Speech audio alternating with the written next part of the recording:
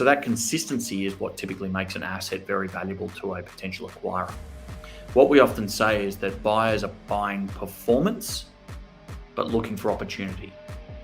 Whereas in VC land, venture capital land, you tend to, yes, look at performance, but you're actually buying. So the big question is this: how these entrepreneurs who started from scratch and had no idea how to sell or market their products or services online, and then later on made over 6 figures, 7 figures, or even 8 figures, became best in their niches and found their dream customers to sell. My name is RJ Ahmed, and find this all out in our Interviews with Entrepreneurs show. I interviewed these entrepreneurs and tried to pick their brain of how they actually did that and how they took their business as well as their life to the next level. This podcast is all about the entrepreneurs who strive so hard to become super awesome in their niches. Welcome to Interviews with Entrepreneurs.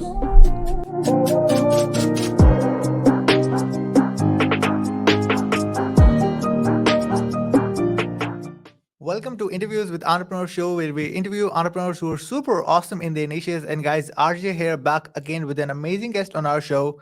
So, if you ever thought about building an asset and you want to flip it, or if you want to sell it, I'm pretty sure you've probably went to that website out there, which I'm going to be talking about, which is Flippa. You might have heard about it. It is a platform where people can sell their digital assets. It could be a store, it could be a domain, it could be like anything that you can sell online or flip it initially out there, which was actually your asset. So today's guest is Blake Hutchison. He is the CEO of Flippa, which is the world's largest marketplace to buy and sell digital assets online businesses. Blake leads the team as they build out a product empowering exit and ownership for businesses and entrepreneurs globally. Prior to running Flippa, Blake held leadership role across multiple fast growth companies across e-commerce and SaaS. We're going to talk about all of that as well. So please welcome Blake Hutchison. Hey, Blake. Hey, RJ, how are you? Thanks for having me. I'm great. How about you? Yeah, very good. Thank you. Sorry about the confusion today for everyone out there. We got our calendars mixed up, but it's good to be with you suddenly. Amazing. Well, we're super excited to have you. Could you walk us through a little bit of your backstory out there? What was your journey was prior to Flippa? What was it look like for you? Yeah, so I've worked across multiple different industries here in Australia, but also in San Francisco, where I spent nearly 6 years. And my journey started with a company called Lonely Planet, and Lonely Planet was a travel guidebook publisher. And so I got my start in digital licensing content to portals. So we were licensing travel content to American Express and Expedia and Yahoo Travel and anyone else who was in the travel industry that had a need for content. So that gave me an appreciation for the value of digital content, and it gave me an understanding of online business models. So that was a really good start, a really good grounding. After that, I spent time in a startup, venture-backed startup. So that gave me some exposure to, I suppose, a growth hacking mentality. It gave me an exposure to lean startup methodologies. It gave me exposure to capital raising.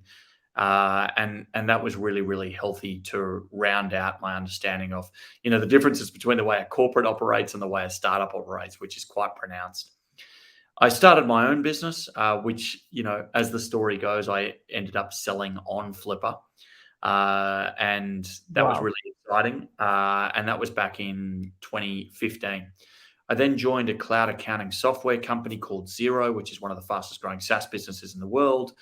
I've also run an online travel agency. So my career has gone in a multitude of different directions, but ultimately that's been really helpful because you learn so much from different business models, and you learn so much from different people operating in different businesses of different sizes, shapes, and speeds of growth. And so I've really appreciated that diversity, and it stood me in good stead for now operating the world's largest marketplace to buy and sell digital assets.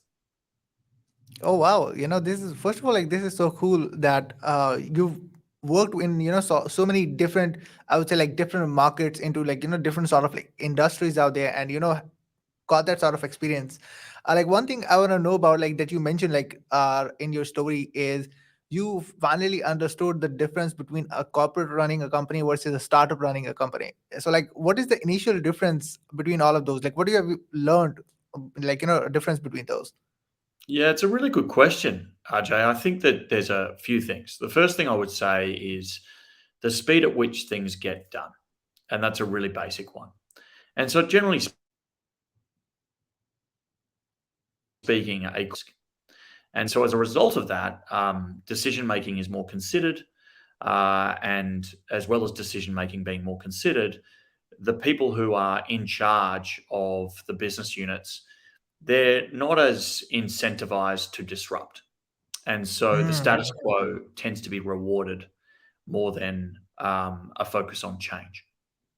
Whereas startups, you are very much encouraged to force change and drive change because it typically um, means that you can learn faster, you can evolve faster, you can understand what your customers want faster, and therefore you can, yep. move in the right direction. So that would be the first thing. The second thing is the people.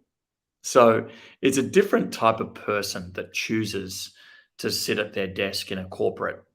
Um, they tend to have a more risk averse nature than someone who will pursue a startup, and that just makes for, in my opinion, different types of discussions. Not right or wrong, just different types of discussions. And then finally, the last thing is just the roller coaster ride that is startup world. Um, you don't get linear growth typically. So you have to ride the bumps and the bruises and the bumps and grinds. And as a result of that, you tend to have to build resilience and Yep. come in a always on state of anxiety. And for me, they're probably the three biggest differences. Wow, that's really interesting. Like speaking about the difference between the corporation side versus the startup side out there, it does makes a lot of sense. Speaking of it, it was really interesting to see like you've also flipped your own business through Flippa as well, and like later on you became a CEO of Flippa as well. Now you're on a stage where you can see on the bird's eye view what's going on with the people out there who are selling on Flippa as well. Like, what are the core elements you see like which make a business flip successfully? Like, what are the core elements inside of it? Yeah. So the first thing I would say is the first core element is that it's a good quality business. So let's define good quality. Good quality doesn't need to be fast growth, but good Yep. quality means that it's predictable. The operational and financial metrics are well understood, are well organized, and typically you've got a business which is either flat in nature, which means it's highly predictable, or you've got a business which is growing, in which case an acquirer can invest off the growth pathway that that business is on. The second thing that makes a business sellable is that it's got some good market share within its category or niche. Yeah. Now, buyers who buy these digital assets love niches. So it could be Yep. something as specific as you own a booking management platform for campgrounds, or it could be that you have an affiliate website that helps people buy dog beds and pet related accessories. Regardless of what it is, you have found a niche and you have a customer base which is consistently buying or consistently consuming your service or product. And so that consistency is what typically makes an asset very valuable to a potential acquirer. What we often say is that buyers are buying performance but looking for opportunity. Whereas in VC land, venture capital land, you tend to, yes, look at performance, but you're actually buying into opportunity, right? And so the Yep. multiples are different. So you tend to find in this particular landscape that the businesses that are most sellable are those that have had a consistent, um, multiple year, um, good financial and or operational performance, and the business is well run. There's standard operating procedures in place, and the buyer can take it over and predictably run it. Hmm. That's really great advice for the people out there who are looking to potentially sell their their digital assets in the future. They could understand these sort of like metrics or fundamentals, and they can shift things on the basis of that, defining like what is the perfect way to flip the business later down the road. uh, you know since we are talking about that as well, like how your journey changed after you get to Flippa, like especially like since we earlier talked about like, hey, you had an amazing experience by flipping your own business out there. Like was that a pretty, I would say, like a good shocking experience, like oh my god, I've been able to get to that company where I was like flipping stuff out there later down the road? Or like what was the experience looked like for you later down the road? Because it's been a couple of years now since you've been the CEO of Flippa. So like what was the experience went for you initially?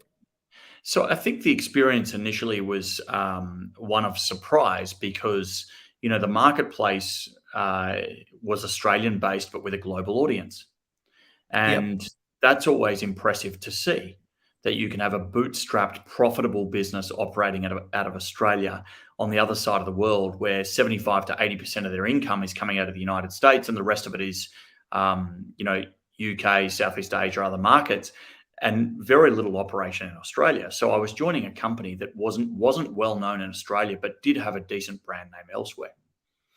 The second thing, which was of great surprise, was just the nature of what was being traded, right? So it's quite diverse. You've got everything from blogs to apps to e-com to SaaS, and in some cases, even communities, podcasts and Yep. YouTube channels and Facebook groups and things like that.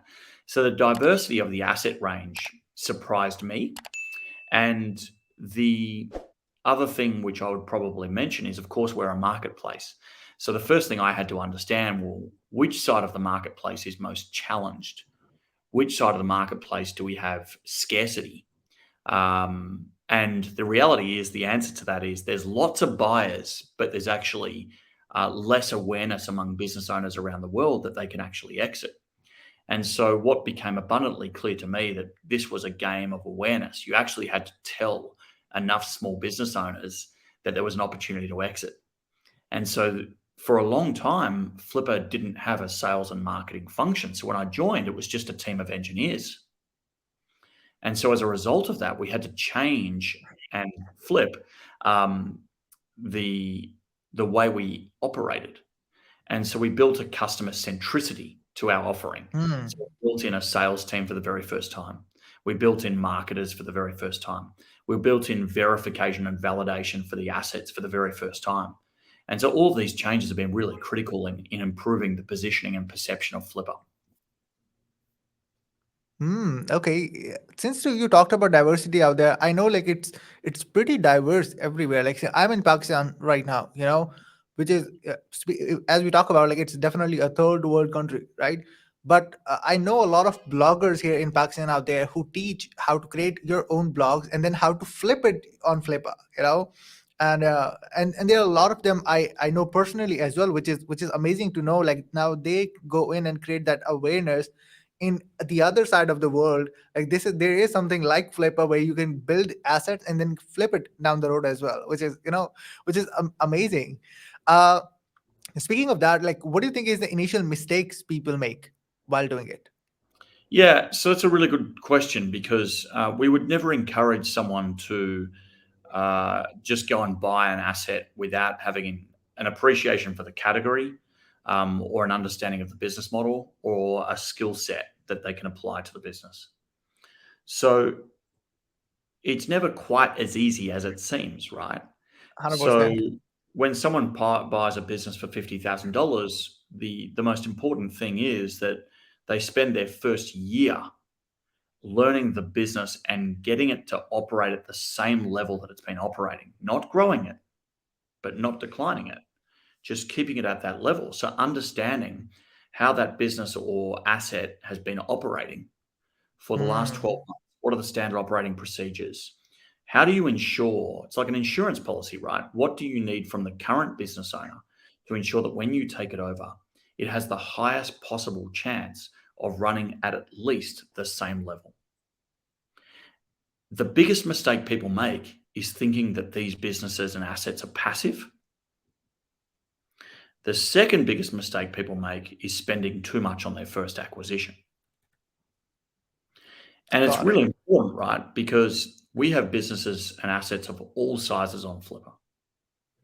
Sometimes you're actually better off buying a slightly more expensive asset that has a far higher chance of fitting your skill set, being in a category that you like, and has a history and predictability to the way it operates. So sometimes people will go and buy something very inexpensive, and it's not actually a business, it's an asset, and it's got very little traction.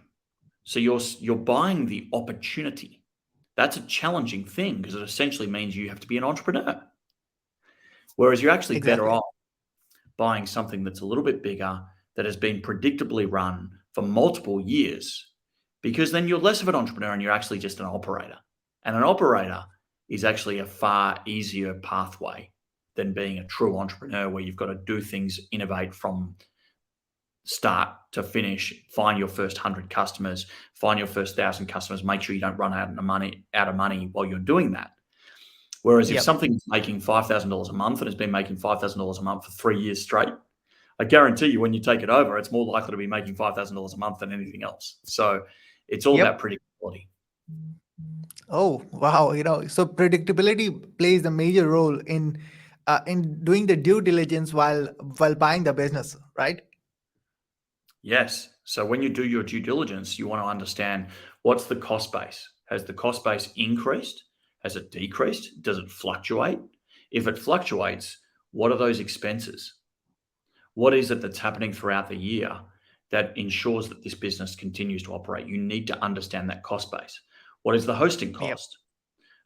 What is the paid marketing cost? Is the business always dependent on paid marketing? If it is, then you need to understand paid marketing. If you don't understand Mm, paid marketing, don't buy a business which is dependent on paid marketing unless you're willing to pay a contractor or an agency to do that for you, in which case you need some funds left over to do that, right? yeah.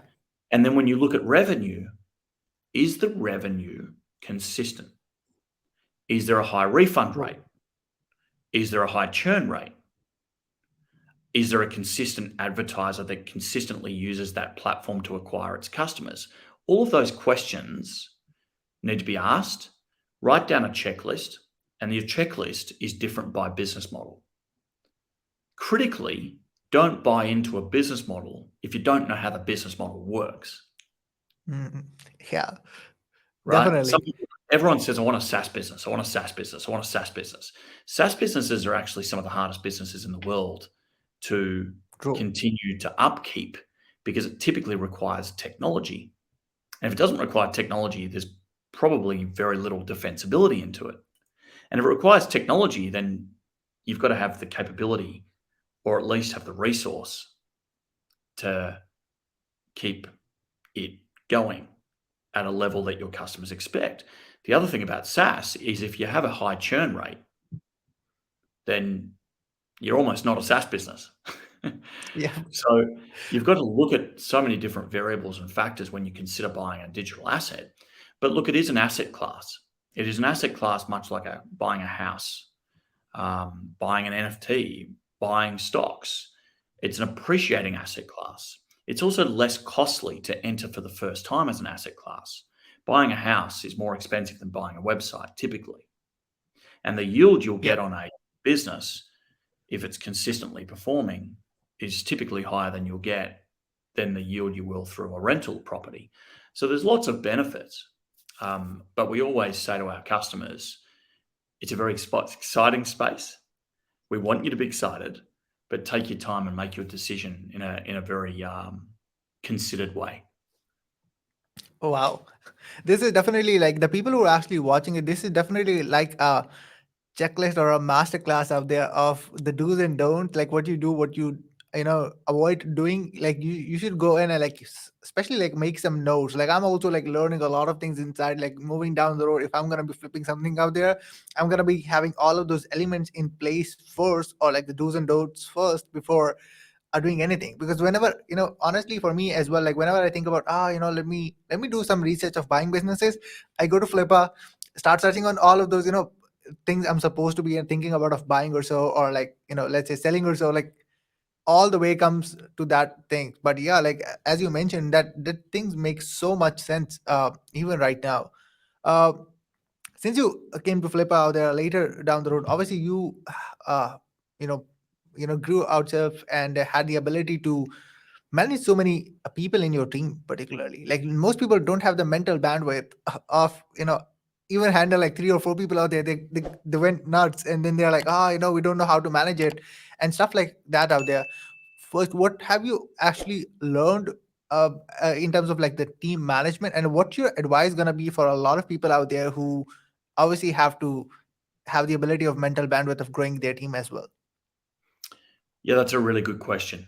There's a couple of things I would say as it relates to a distributed team. And so we are very globally distributed, and we always have Yep. been. So, regardless of the COVID situation, we've always had a globally distributed team.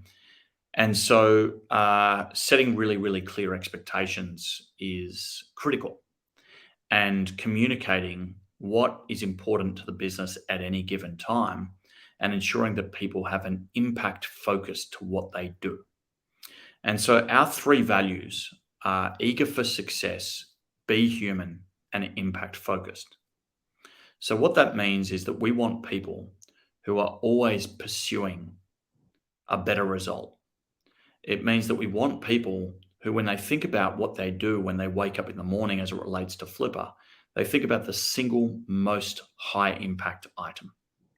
For them to be able to do that efficiently means that I have to be able to communicate exactly what Flipper needs to achieve, where we are as a business, what our weaknesses are, what our strengths are, and ultimately what our strategy is. And so our Yep. strategy is designed to be really simple, because when you have a globally distributed team, if you don't have a simple strategy, it's going to get lost in the different time zones and Slack and email and everything else. And so our strategy is to match high quality business owners with acquisition fit buyers. And so what that means is, at any given time, if you are working in our business, you are either working on matching, you are working on the acquisition of high quality business owners, or are you working on understanding and engaging with acquisition fit buyers?